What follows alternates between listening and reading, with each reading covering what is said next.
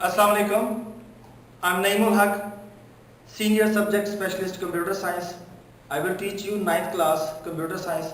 Let's start our topic. बिस्मिल्लाहिर्रहमानिर्रहीम। अजीज तलबा, online classes में क्लास 9th कंप्यूटर साइंस के लिए आज हम यूनिट नंबर 1 का लास्ट लेक्चर एक्सरसाइज के मुतालिक डिस्कस करेंगे।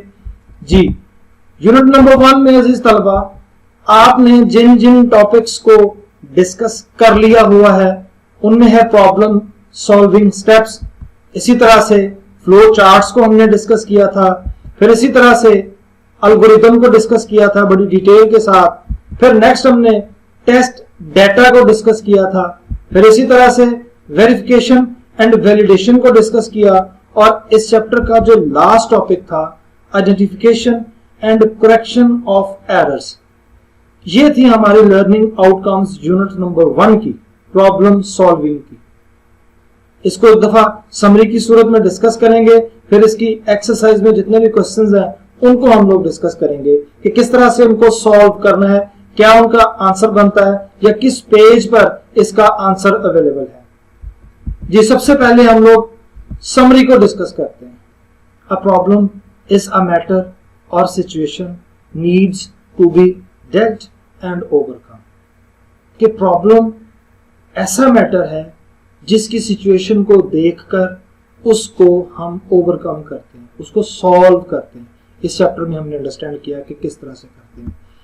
फिर इसी तरह से हमने analysing a problem help to solve that problem quickly, कि हम प्रॉब्लम को सुन के उसके रिलेटेड जो भी हमारी तरफ से रिकमेंडेशन है, सोल्यूशन है, वो हम जल्द अज जल्द बताते हैं। टाइम बहुत ज्यादा नहीं लेते कि वो जो डिपार्टमेंटल स्टोर वाला है वो आया, उसके साथ डिस्कस किया, उसकी तमाम मैटर्स को देखा, विद इन फ्यू डेज उसके प्रॉब्लम को सॉल्व करने का वे आउट बताया।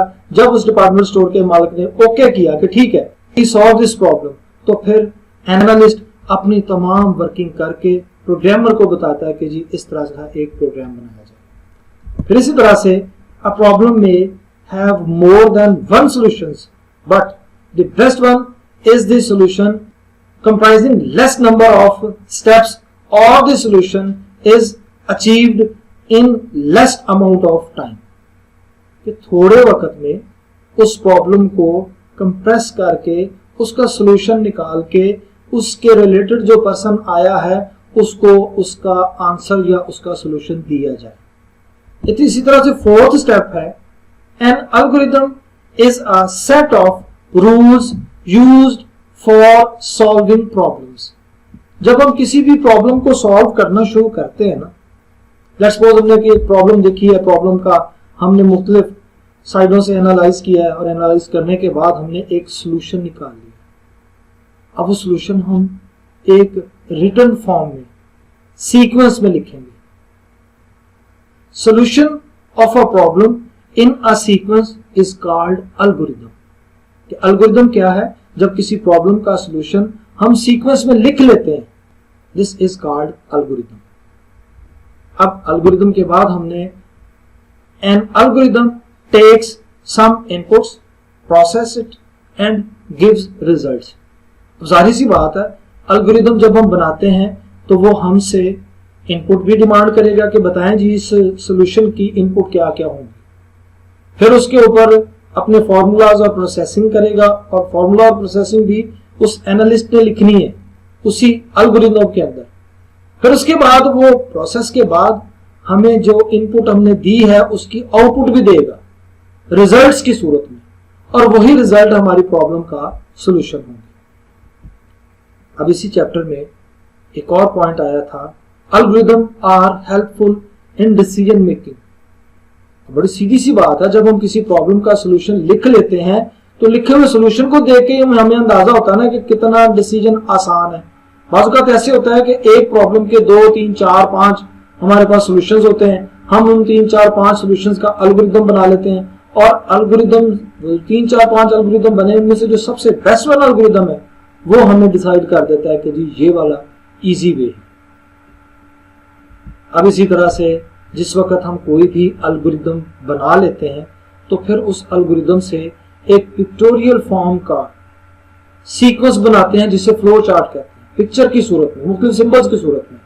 Flow charts consist of symbols used for graphical presentation of an algorithm. कि एल्गोरिथम की ग्राफिकल फॉर्म जो है वो फ्लो चार्ट कहलाती है। जिस सीक्वेंस से हमने एल्गोरिथम लिखा है उसी सीक्वेंस से हम फ्लो चार्ट बनाते जाएंगे। फ्लो चार्ट क्या है? मैप।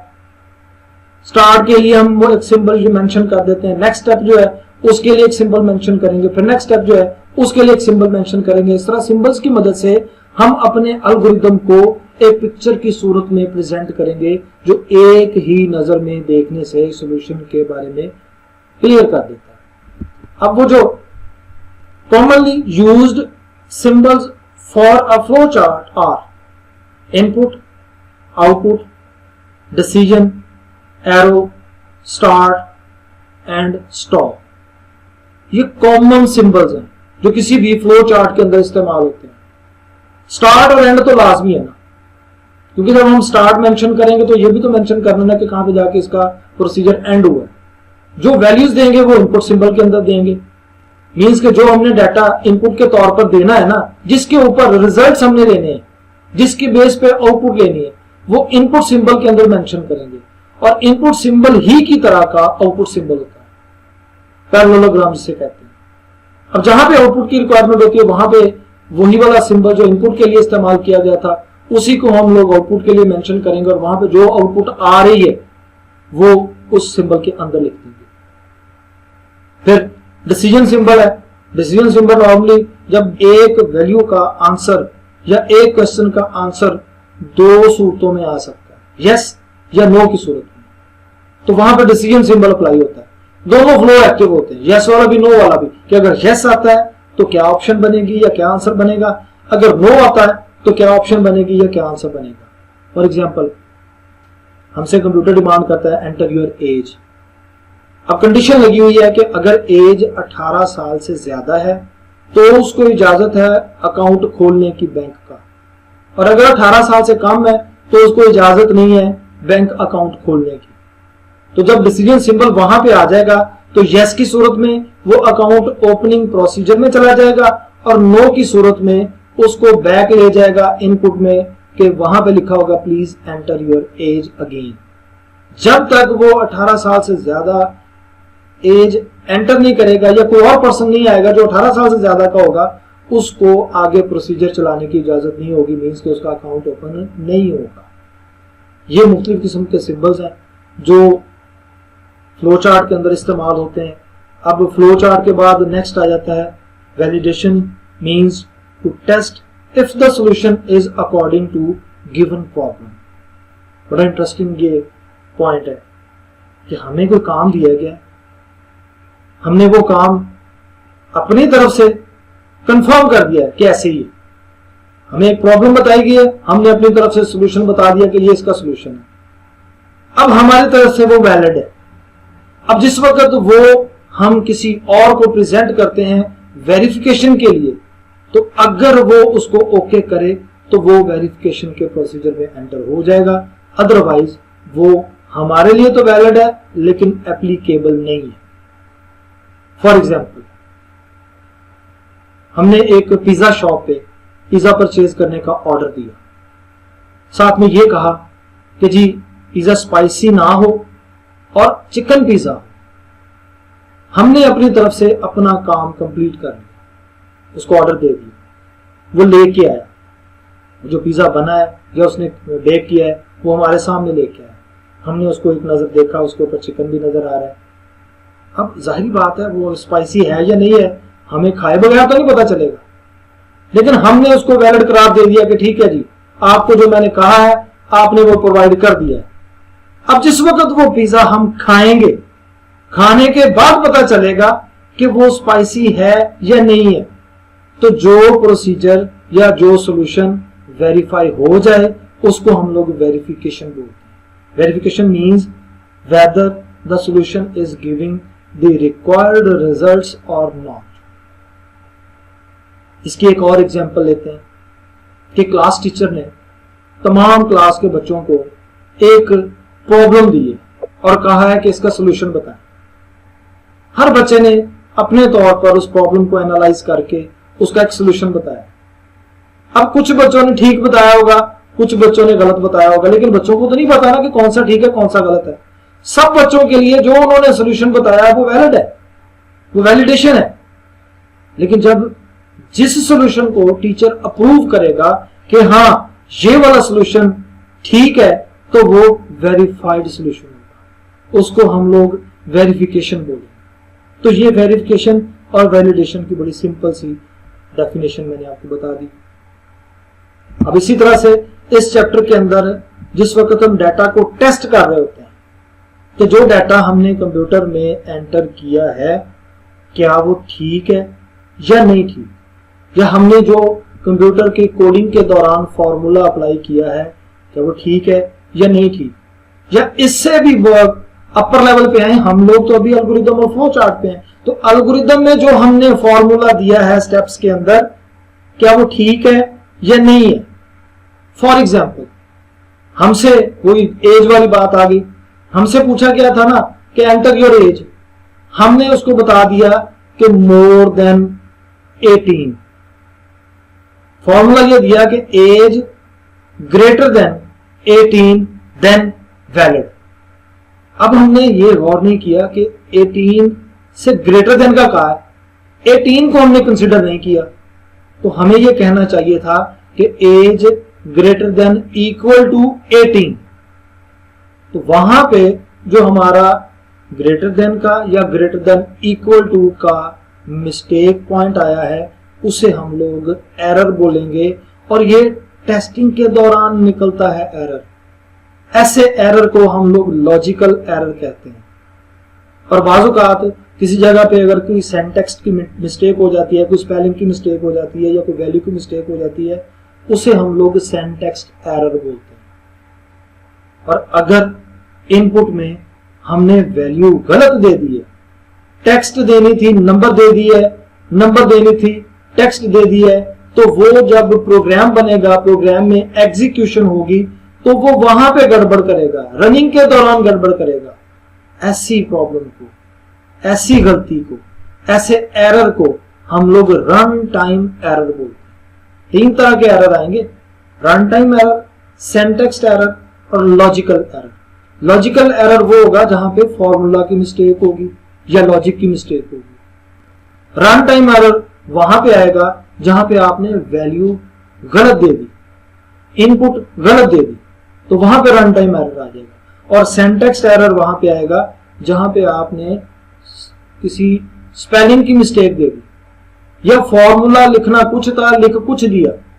ऐसी गलती को हम लोग टाइपिंग मिस्टेक बोलते हैं या उसे हम लोग सिंटैक्स एरर बोलते हैं। ये थी अजीज तलबा इस पूरे चैप्टर की समरी। इस पूरे चैप्टर के अंदर हमने बड़ी डिटेल के साथ इन तमाम टॉपिक्स को डिस्कस किया था। ये जो समरी के पॉइंट्स हैं ये बेसिकली हमारे शॉर्ट क्वेश्चंस भी हैं। ये ज़हन में रखें कि इसके जो शॉर्ट क्वेश्चंस हैं वो मेन शॉर्ट क्वेश्चंस यही बन रहे हैं। फॉर एग्जांपल ये सबसे पहला पॉइंट है ना, a problem is a matter or situation needs to be dealt and overcome. What is problem, ये शॉर्ट क्वेश्चन बनता है, उसका ये आंसर बनेगा।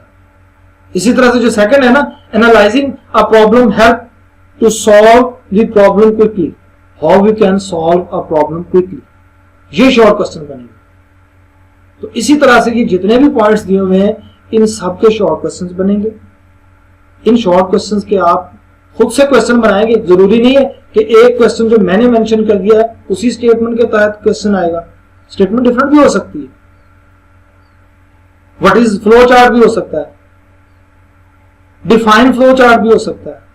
तो इस तरह की कोई भी वर्डिंग आ सकती है शॉर्ट क्वेश्चन के लिए। तो आप लोग ये ज़हन में रखें कि ये जो आपकी स्क्रीन के ऊपर स्टेटमेंट्स नजर आ रही है ना, ये समरी की सूरत में सारे के सारे शॉर्ट क्वेश्चन हैं। अब हम डिस्कस करते हैं जरा लॉन्ग क्वेश्चन को। हमारी बुक पे जो सबसे पहला लॉन्ग क्वेश्चन है वो एक ग्राफिक्स की सूरत में है। वहां पे in a form there are some cows and birds, if there are total 35 heads and 110 legs, then how many cows and birds are there. अब क्वेश्चन में ये कहा गया है कि टोटल 35 हेड्स हैं, यानी कि 35 सर हैं। तो इसका मतलब टोटल 35 जानवर हैं, खा वो परिंदे हैं या वो काऊ हैं। अब 35 टोटल एनिमल्स हैं, ये ध्यान में रखें। अब उनकी टोटल लेग्स जो हैं वो 110 है। हमने ये बाइफरकेट करना है कि कितने परिंदे थे और कितनी काऊ थे। अब ये एक प्रॉब्लम है, इस प्रॉब्लम का हमने सोल्यूशन निकालना है।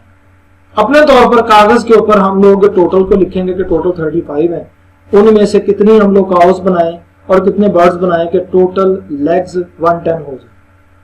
35 टोटल हो बर्ड्स और एनिमल मिला के, यानी कि बर्ड्स और काउ मिला के। जी एक पहली स्टेटमेंट को देखते हैं। 10 काउस है, इनकी लेग्स को देखा जाए तो 10 मल्टीप्लाई बाय 4 40 हो जाएगा। अब इसी तरह से अगर 10 काउस हैं तो रिमेनिंग 35 में से 25 बर्ड्स बनते हैं।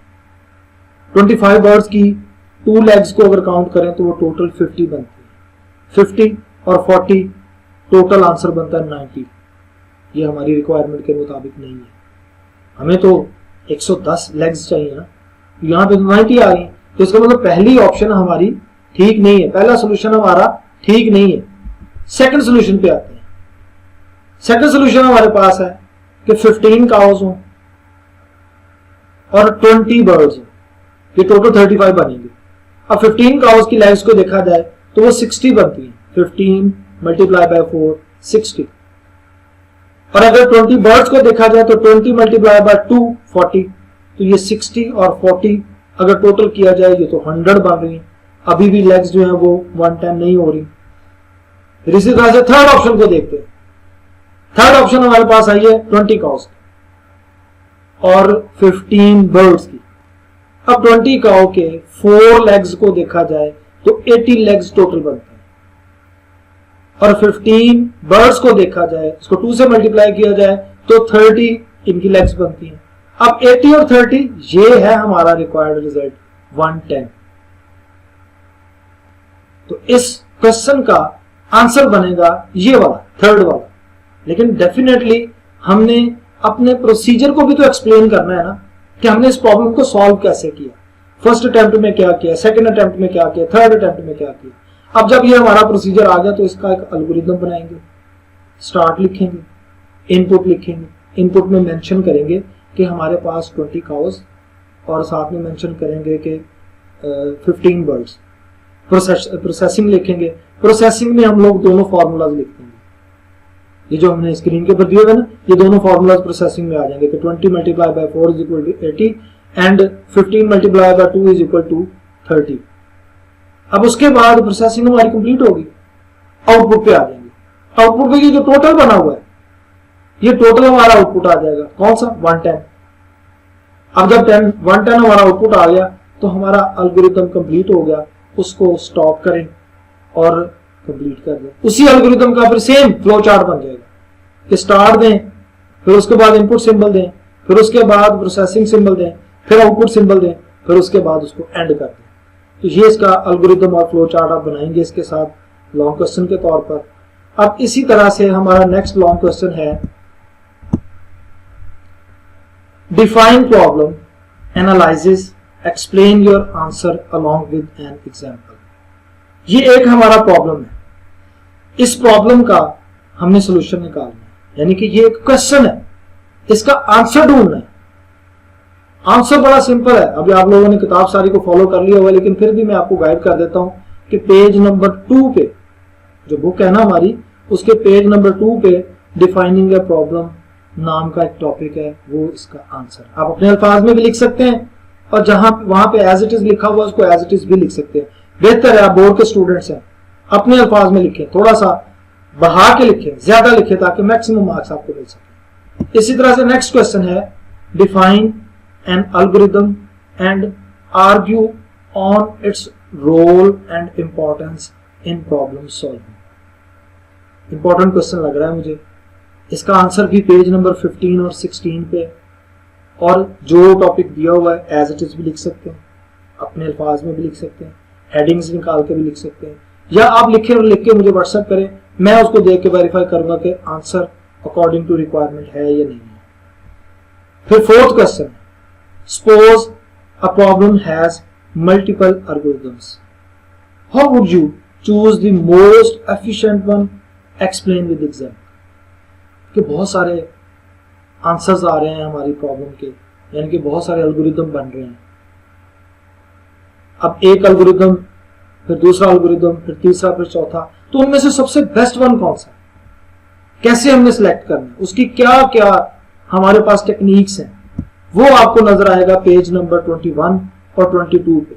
इसका टॉपिक है एफिशिएंसी ऑफ एल्गोरिथम्स का।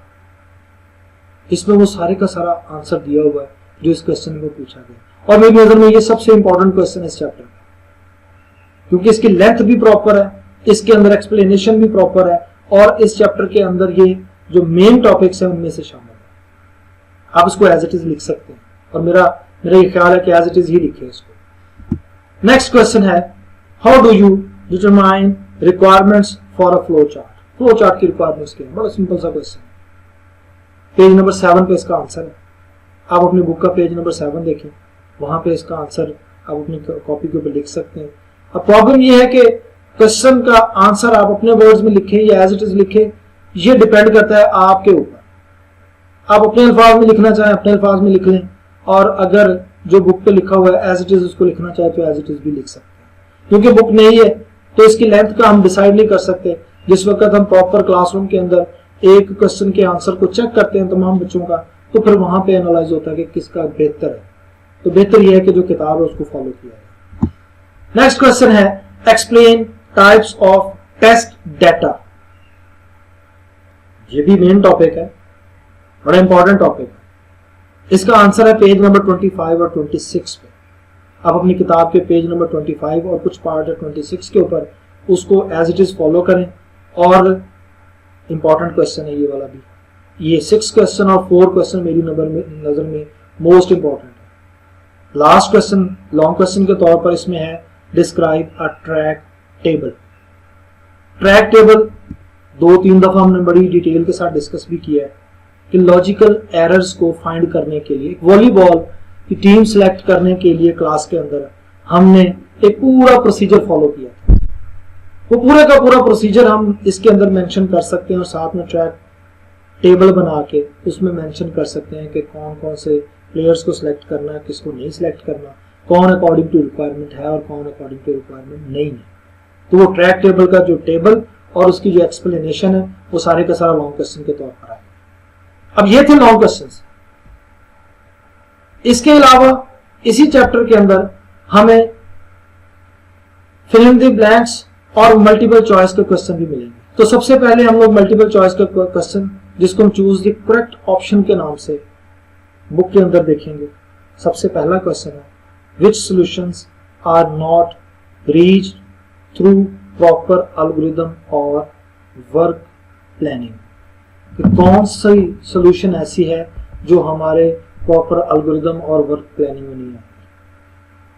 अब इसका आंसर हम लोग इन्हीं ऑप्शंस में से दे सकते हैं जो नीचे दी हुई है। प्रिपेयर्ड सॉल्यूशन पहली है ऑप्शन, कैंडिड सॉल्यूशन दूसरी ऑप्शन है, स्ट्रेटेजाइज्ड सॉल्यूशन थर्ड ऑप्शन है, बेस्ट सॉल्यूशन फोर्थ ऑप्शन। अब इनमें से हमारी जो सेकंड ऑप्शन है, कैंडिड सॉल्यूशन, ये इसका आंसर है।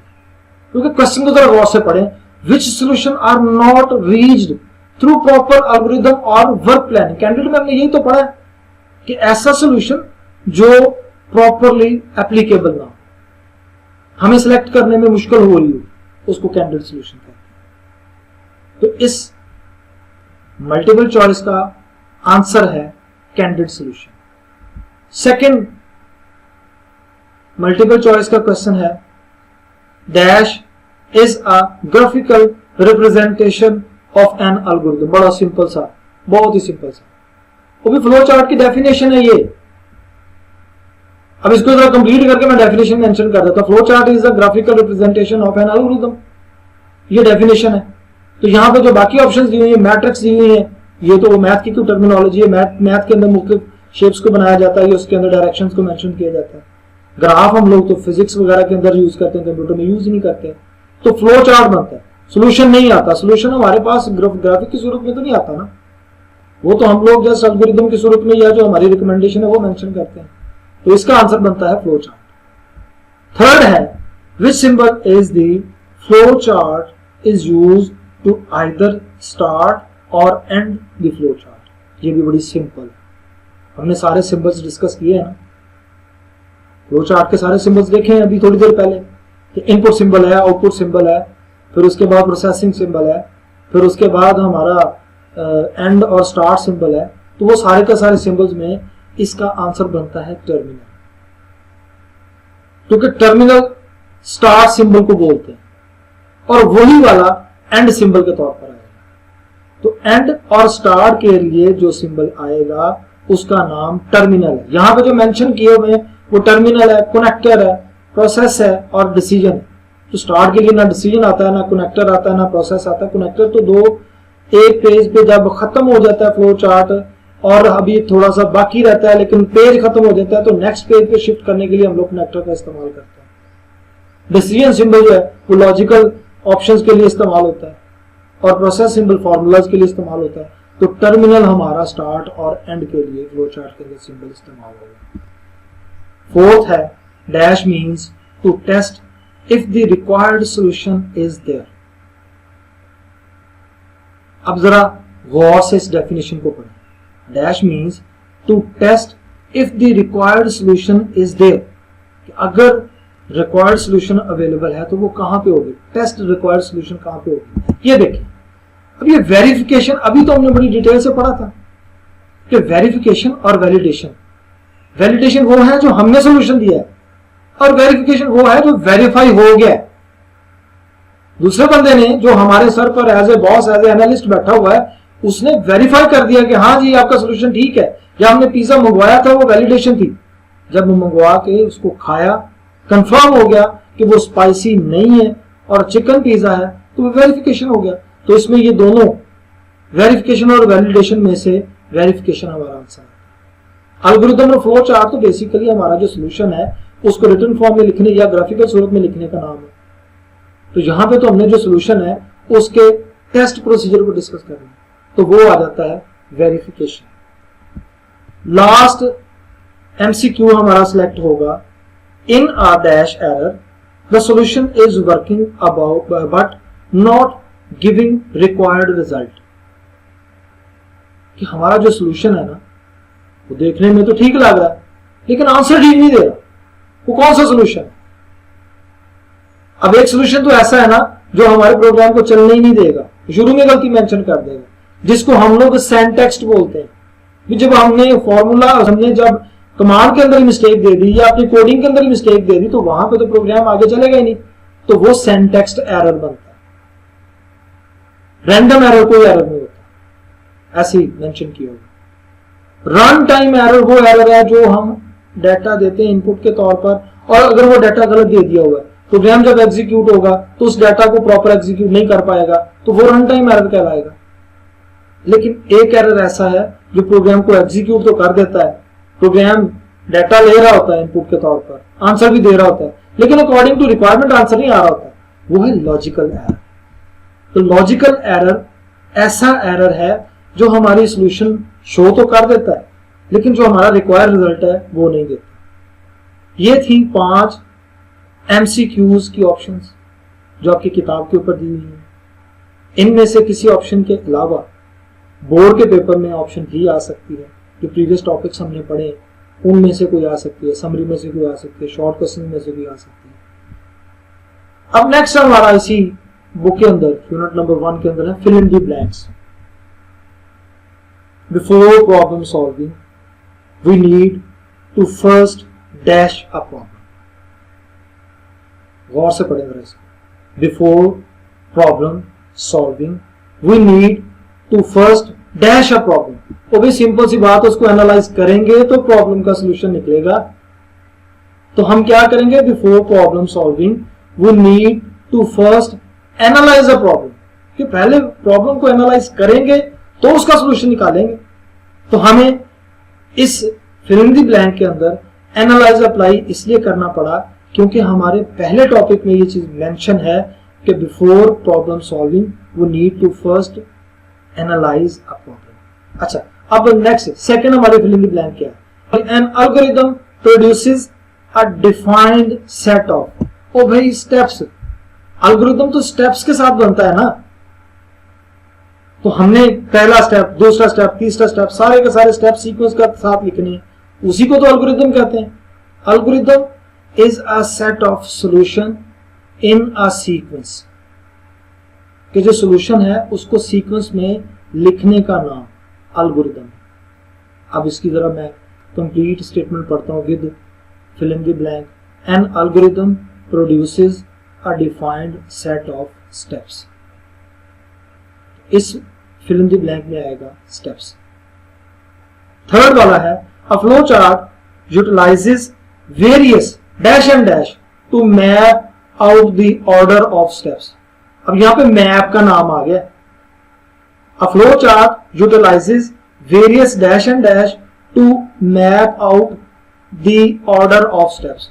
ओ भाई सिंबल्स एंड टेक्स्ट आएगा, तो वो सिंबल्स होंगे उनके अंदर हम टेक्स्ट लिखेंगे, तो ये बनेगा a flow chart utilises various symbols and text to map out the order of steps.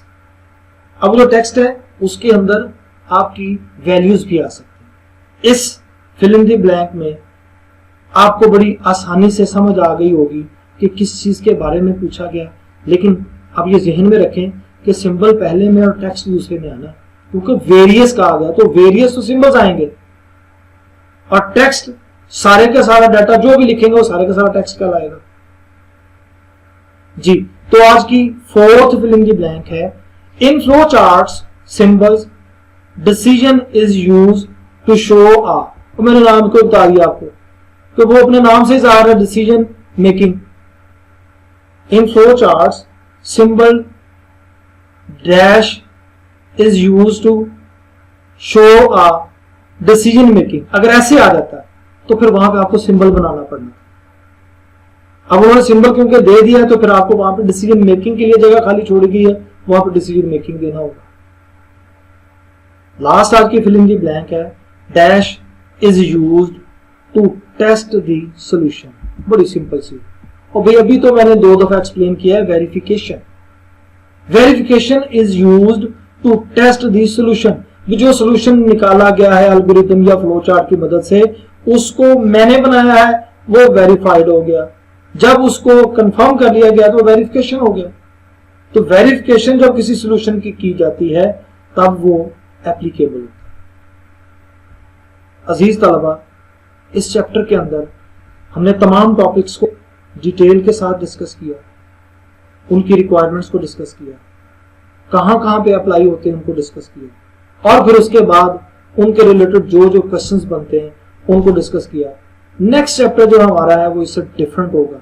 इस चैप्टर में हमने प्रोग्रामिंग कॉन्सेप्ट को थोड़ा सा टच किया था कि किस तरह से किसी भी प्रॉब्लम को हमारे सामने आना होता है, हम किस तरह से उस प्रॉब्लम को देखते हैं और देखने के बाद उसका सोल्यूशन निकालते हैं अपने तौर पर, और उस सोल्यूशन को रिटन फॉर्म में स्टेप्स की सूरत में लिखते हैं, जिसे हम लोग एल्गोरिथम बोलते हैं। और उस एल्गोरिथम को जब पिक्चर्स की सूरत में हम किसी ड्राइंग फॉर्मेट में या किसी मैप फॉर्मेट में बनाते हैं, पिक्चर्स की सूरत में बनाते हैं, उसे फ्लो चार्ट कहते हैं। सिंबल्स की मदद से, फ्लो लाइन की मदद से, फ्लो चार्ट के बाद हम उस प्रॉब्लम के सोल्यूशन को प्रोग्रामर तक पहुंचा देते हैं कि ये है इसका सोल्यूशन, ये है इसका एल्गोरिथम और ये है इसका फ्लो चार्ट। अब प्रोग्रामर वाला काम जो है वो आगे वाले चैप्टर्स में हम डिस्कस करेंगे इंशाअल्लाह ताला।